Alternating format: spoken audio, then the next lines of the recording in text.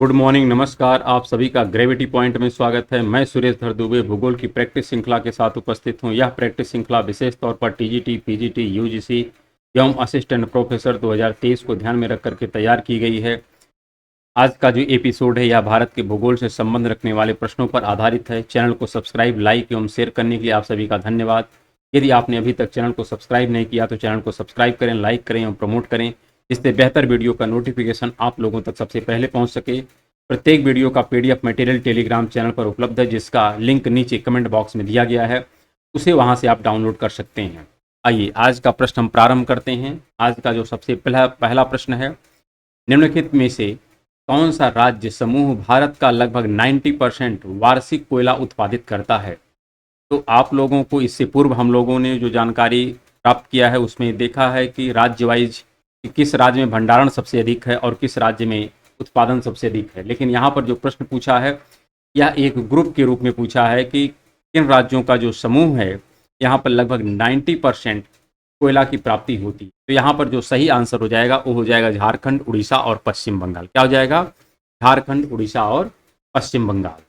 अगला प्रश्न यहाँ पर लिखा है, अभिकथन अर्थात यहाँ पर एक स्टेटमेंट है और एक कारण है। दुर्गापुर, आसनसोल, चितरंजन के बीच अनेक कोयला खदानें होने और अन्य संबंधित कार्यकलाप होने की वजह से आसनसोल सब डिवीजन विश्व के सबसे बड़े औद्योगिक परिसरों में से एक है। ये पूरी तरीके से सही है। फिर लिखा है, कलकत्ता महानगरी जिला के बाहर आसनसोल सब डिवीजन में पर्याप्त कोयला भंडार और उसका निर्गमन लोहा और इस्पात का उत्पादन और इंजीनियरिंग उद्योग है। तो यहाँ पर कथन और कारण दोनों सही हैं तथा कारण जो है कथन की व्याख्या भी कर रहा है।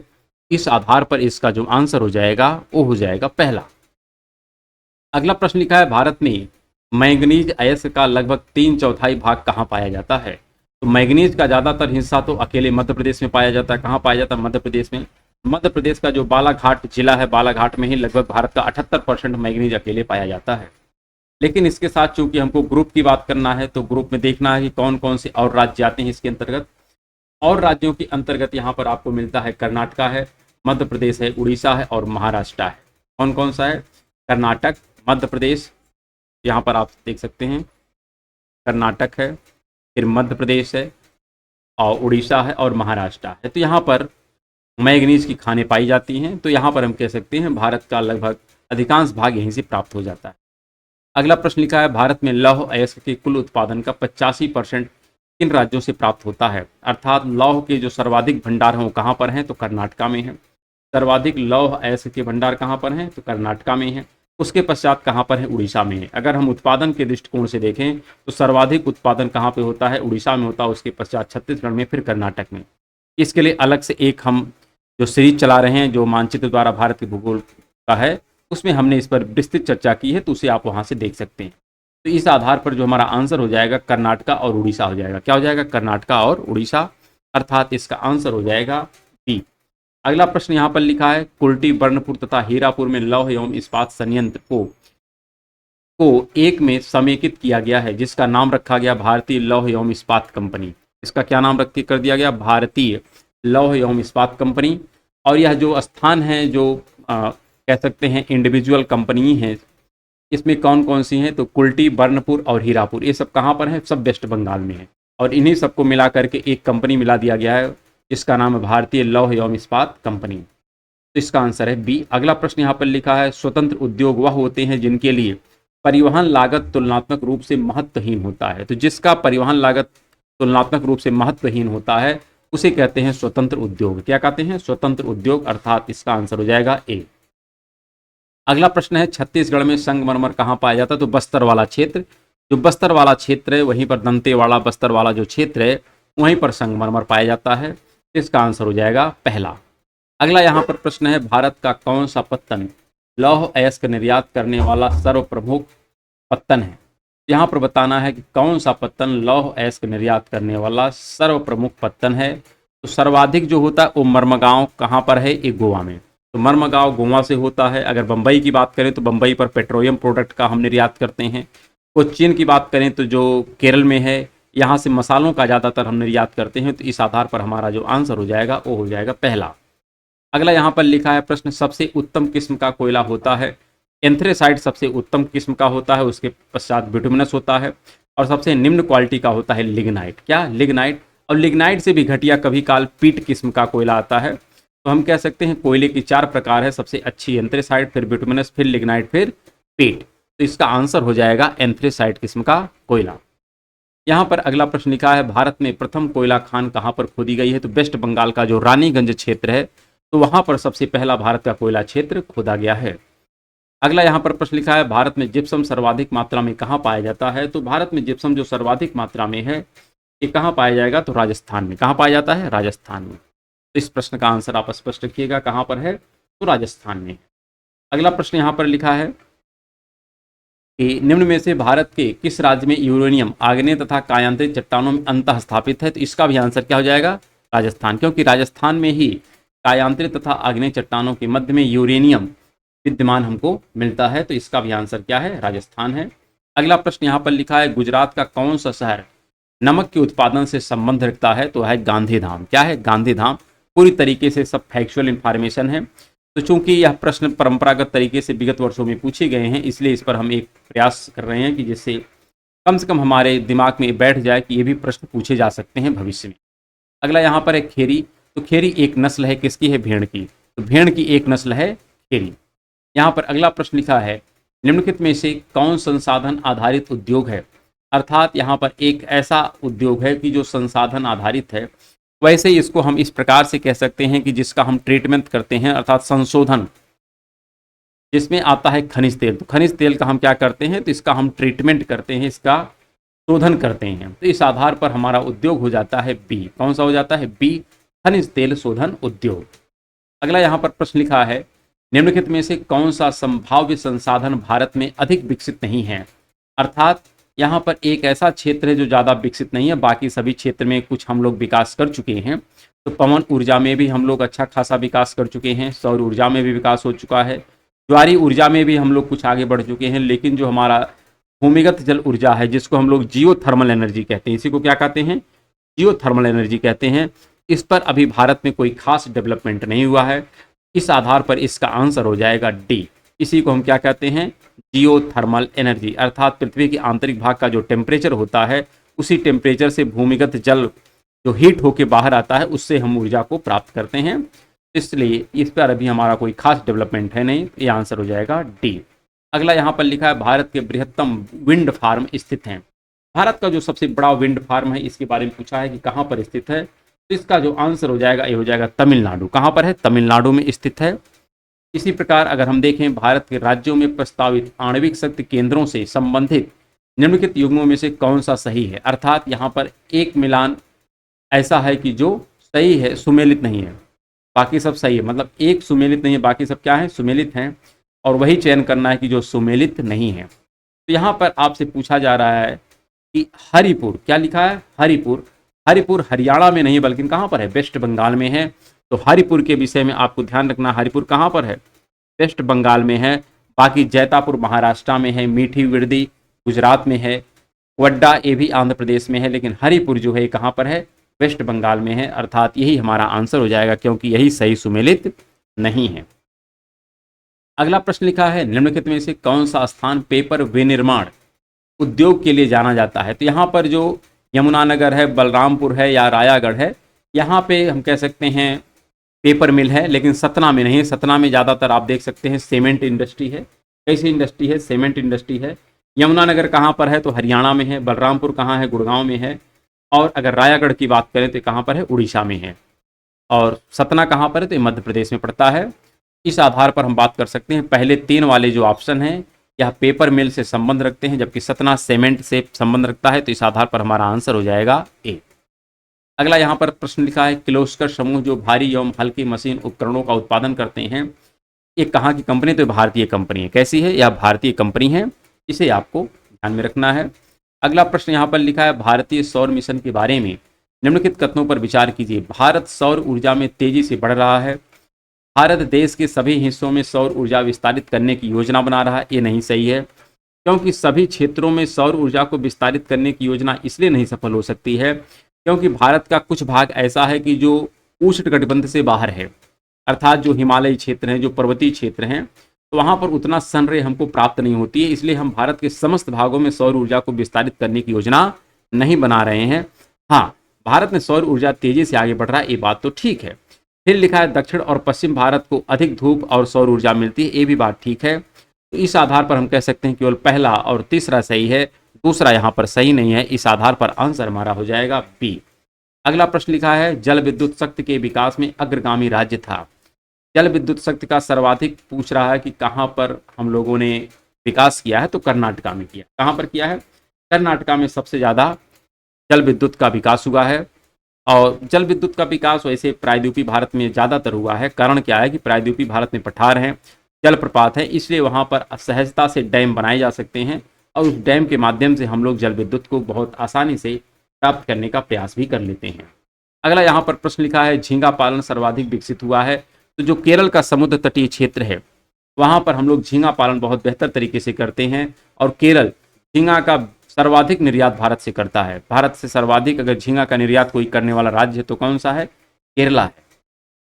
अगला प्रश्न है भारत में बृहत्तम नदी परियोजनाओं के विवादग्रस्त होने के पीछे क्या कारण है? क्योंकि जितने भी हमारे बहुउद्देशीय नदी घाटी परियोजनाएं होती हैं इनके साथ बहुत सारी समस्याएं जुड़ी होती हैं जिसके कारण ये विवाद में रहते हैं। कौन कौन सी समस्याएं जुड़ी होती हैं? एक तो प्राकृतिक संतुलन हमारा असंतुलित हो जाता है, दूसरी जनसंख्या का बहुत व्यापक स्तर पर स्थानांतरण करना पड़ता है, माइग्रेशन करना पड़ता है और वृक्षों की बहुत ज़्यादा कटाई करनी पड़ती है। तो ये सब समस्याएं इसके साथ जुड़ी हुई हैं, इसलिए यह अधिकांश तौर पर विवाद में रहता ही है। तो इस आधार पर हमारा आंसर हो जाएगा डी। अगला प्रश्न यहाँ पर लिखा है भारत के किस राज्य में ज्वारीय ऊर्जा का सर्वाधिक संभाव्य विद्यमान है? तो यहाँ पर बताना है कि ज्वारीय ऊर्जा के विषय में पूछ रहा है। किसके विषय में? कि ज्वारीय ऊर्जा का पोटेंशियल भारत के किस राज्य में है? तो पोटेंशियल कहाँ पर है ज्वारीय ऊर्जा का? तो केरल में है। अरे केरल कह रहे हैं, गुजरात में। तो गुजरात के तट पर जो आपका कच्छ का तट है, खंभात की खाड़ी है, यहाँ पर हम कह सकते हैं बहुत ज़्यादा संभावना है ज्वारीय ऊर्जा या टाइडल एनर्जी का। तो इस आधार पर हमारा आंसर हो जाएगा सी, क्योंकि यहाँ की जो लहरें होती हैं यह 4-5 मीटर से भी ऊंची होती हैं, तो इसलिए इस टाइडल एनर्जी को हम लोग कन्वर्ट कर सकते हैं अन्य विद्युत के सेक्शन में। यहाँ पर लिखा है केरल के तटवर्ती भाग में मत्स्यन व्यवसाय के लिए निम्नलिखित में से कौन सा तत्व बाधक है? अर्थात केरल के तट पर मत्स्यन का व्यापार व्यापक स्तर पर नहीं हो पाता, उसके पीछे जो कारण है अपतट रोधिकाएं हैं। क्योंकि यहाँ के तटवर्ती क्षेत्र में कुछ प्रवाल संबंधी जिसको कहते हैं प्रवाली, मतलब अवरोधिका प्रवाल भित्ति कहते हैं, तो ये एक प्रकार से अवरोध उत्पन्न करती हैं जिससे मत्स्यन का व्यापार उतना व्यापक स्तर पर यहाँ पर नहीं हो पाता है।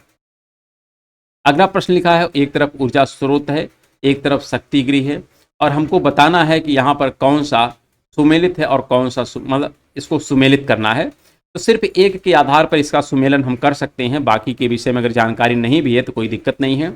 अगर हम ककरा पार की बात करें तो जो दो आपके परियोजनाओं के बारे में हम चर्चा कर चुके हैं जो तापी नदी से संबंध रखते हैं, एक का नाम है ककरा पार, एक का नाम है उकाई, और ये दोनों तापी नदी पर है। कहाँ पर है? गुजरात में है। तो ककरा पार के विषय में अगर हम चर्चा करें तो ककरा पार बेसिक तौर पर क्या है? तो यह एक आणविक शक्ति केंद्र है। कैसा है? आणविक शक्ति केंद्र है काकरा पार।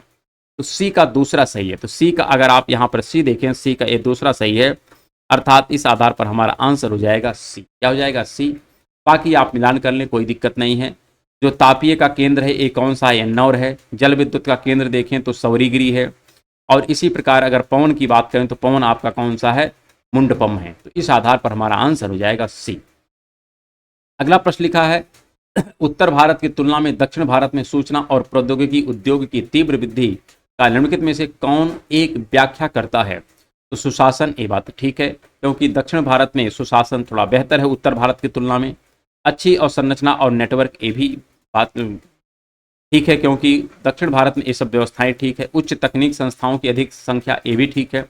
लेकिन जो लिखा है लोअर लेबर कास्ट, तो दक्षिण भारत में लेबर कास्ट लो नहीं बल्कि हाई है, तो ये गलत हो गया। फिर लिखा है high proportion of manufacturing worker, ये भी गलत है। तो यहाँ पर सिर्फ 3 सही हैं, पहला, दूसरा और तीसरा। इस आधार पर हमारा आंसर जो हो जाएगा ए, बी और सी, अर्थात सी आंसर हमारा सही। अगला यहाँ पर प्रश्न लिख सकते हैं आप, लिखा है उत्तर प्रदेश में गंगा में सबसे अधिक मात्रा में अपशिष्ट जल निम्नलिखित में से किस उद्योग से निर्मित होता है? तो जो लुगदी और कागज उद्योग होता है, अर्थात जहाँ पर पल्प बनते हैं, जहाँ से लुगदी और कागज मतलब जो कागज़ के निर्माण के लिए लुगदी हम लोग फॉर्मेट करते हैं, बनाते हैं, इससे बहुत ज़्यादा जल अपशिष्ट की समस्याएं हमको देखने को मिलती हैं, अर्थात यह आंसर हो जाएगा सी। अगला यहाँ पर प्रश्न है, किस नगर को भारत का मैनचेस्टर कहते हैं? तो भारत का मैनचेस्टर वैसे हम अहमदाबाद को कहते हैं, लेकिन अगर आपसे पूछ ले कभी उत्तर भारत का मैनचेस्टर किसे कहते हैं, तो कानपुर है। उत्तर भारत का मैनचेस्टर कौन है? कानपुर है। प्रश्न को ध्यान से समझिएगा। और जबकि भारत का मैनचेस्टर कौन है? अहमदाबाद है। इसका आंसर तो डी है।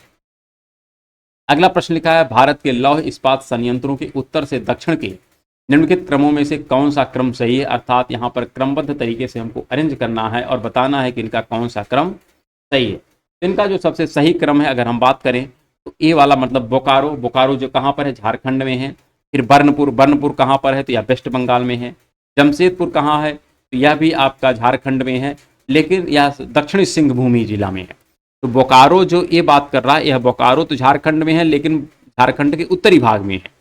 बर्नपुर जो है यह तुलनात्मक रूप से आप देखेंगे तो वेस्ट बंगाल में, लेकिन दक्षिण में है।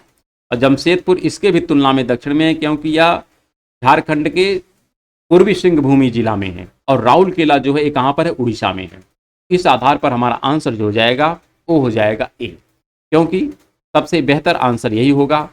इस आधार पर आंसर हमारा कौन सा है? ए है। अगले प्रश्न पर चलते हैं। अगला प्रश्न यहाँ पर लिखा है, निम्नलिखित में से कौन सा एक सीमेंट कारखाना सुमेलित नहीं है? अर्थात सभी सीमेंट कारखाने सुमेलित हैं, सिर्फ एक ऐसा कारखाना है कि जो सुमेलित नहीं है, और उसी का चयन करना है कि कौन सा सुमेलित नहीं है।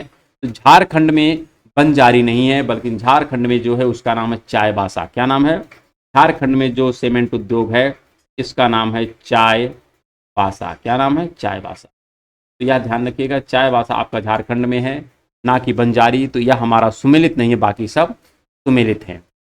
अगले प्रश्न पर चलते हैं। अगला प्रश्न लिखा है, भारत निम्नलिखित में से किस उद्योग का सबसे बड़ा उत्पादक है? तो भारत में सर्वाधिक जो उत्पादन होता है किस उद्योग का है? तो वह है जूट उद्योग। कौन सा है? जूट उद्योग है। इस आधार पर हमारा जो आंसर हो जाएगा ये हो जाएगा बी। अगला प्रश्न लिखा है, निम्नलिखित में से कौन सा क्षेत्र लौह अयस्क से संबंधित नहीं है? अर्थात सभी यहाँ पर क्षेत्र हैं जो लौह अयस्क से संबंध रखते हैं, सिर्फ एक ऐसा क्षेत्र है कि जो लौह अयस्क से संबंध नहीं रखता है, और वो है अनंतगिरी। कौन है? अनंतगिरी। अनंतगिरी लौह अयस्क से संबंध नहीं रखता है। बाकी राजमहल की पहाड़ी जो वेस्ट बंगाल और झारखंड के सेक्शन में है। रत्नागिरी, यहाँ पर भी रत्नागिरी जो महाराष्ट्र का पार्ट है, यहाँ भी लौह अयस्क के भंडार पाए जाते हैं। अगर हम आदिलाबाद की बात करें तो आदिलाबाद आपका आंध्र प्रदेश में है, यहाँ पर भी लौह अयस्क है। लेकिन अनंतगिरी जो आपके तेलंगाना में है, यहाँ पर लौह अयस्क के भंडार नहीं है। तो यही सही सुमेलित नहीं है, बाकी सब सुमेलित हैं, मतलब यही एक अलग है। तो यही हमारा आंसर हो जाएगा, बाकी सब लौह अयस्क से संबंध रखने वाले क्षेत्र हैं। अगला यहाँ पर प्रश्न लिखा है, निम्नांकित में से फूट लूज उद्योग किसे कहते हैं? तो फूट लूज उद्योग उसे कहते हैं जो इलेक्ट्रॉनिक उद्योग होते हैं। कैसे उद्योग? इलेक्ट्रॉनिक उद्योग होते हैं हमारे, फूट लूज उद्योग होते हैं। अगला प्रश्न यहाँ पर लिखा है, निम्नलिखित में से कौन सा एक सही सुमेलित नहीं है? अर्थात सभी सुमेलित हैं, एक ऐसा विकल्प है जो सुमेलित नहीं है, और उसी का चयन करना कि कौन सा सुमेलित नहीं है।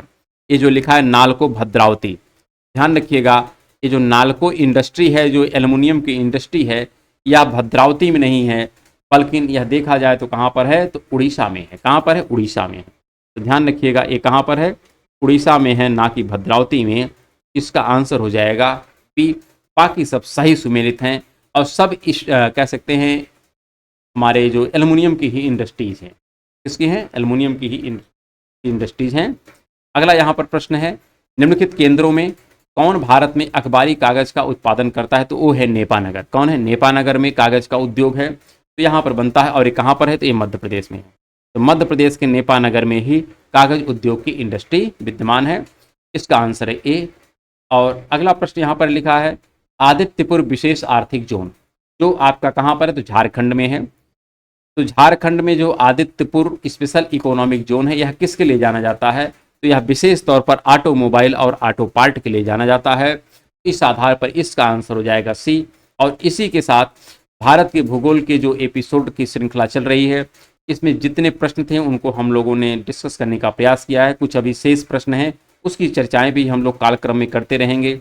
और इसके साथ साथ हम जियोमॉर्फोलॉजी पर भी प्रैक्टिस प्रारंभ कर दिए हैं, और भारत का भूगोल जो मानचित्र के माध्यम से हम अध्ययन कर रहे हैं, तो उसको भी आप लोग प्रॉपर ढंग से क्रम से देखते चलिए, कि जिससे आपको एक साथ कई तथ्यों की जानकारी क्रमबद्ध तरीके से होती रहे। तो चलिए हम मिलते हैं फिर से कल के क्लास में, तब तक के लिए नमस्कार।